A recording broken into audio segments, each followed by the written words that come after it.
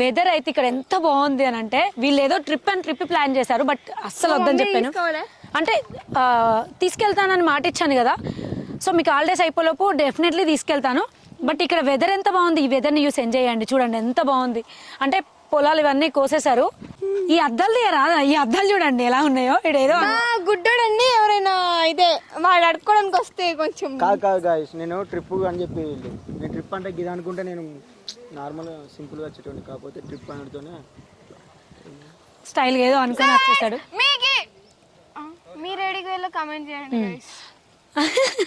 So మీరు కూడా అమ్మమ్మోళ్ళ ఊరా నానమ్మోళ్ళ ఊరా ట్రిప్కి వెళ్ళారో కింద కామెంట్ చేయండి. ఎందుకంటే వీళ్ళకి అర్థం కావాలి కదా, అందరు అమ్మమ్మోళ్ళ ఊరు నానమ్మోళ్ళ ఊరికి వెళ్ళడానికి ఇష్టపడతారు పిల్లలందరూ. మీరు ఎక్కడికి వెళ్ళిలో ఈ సమ్మర్ హాలిడేస్లో కింద కామెంట్ చేయండి. మేమైతే అమ్మమ్మ వాళ్ళ ఊరికి వచ్చినాం.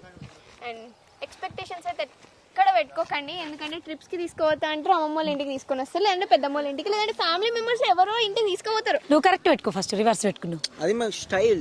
సో ఇది ఇలా పెట్టుకొని చెప్పు, అప్పుడు నమ్ముతారు వాళ్ళు కూడా. ట్రిప్కి తీసుకెళ్తాను మాట ఇచ్చాను కదా, తీసుకెళ్తాను. బట్ వెయిట్ చేయండి, సమ్మర్ హాలిడేస్ అయిపోలేపు తీసుకెళ్తాను. బట్ ఇంట్లో మీరు అల్లరి చేయకుండా తన్నుకోకుండా ఉంటే నేను తీసుకెళ్తాను. ఇలానే ఫైట్ చేస్తే ఆ ట్రిప్ కూడా క్యాన్సల్.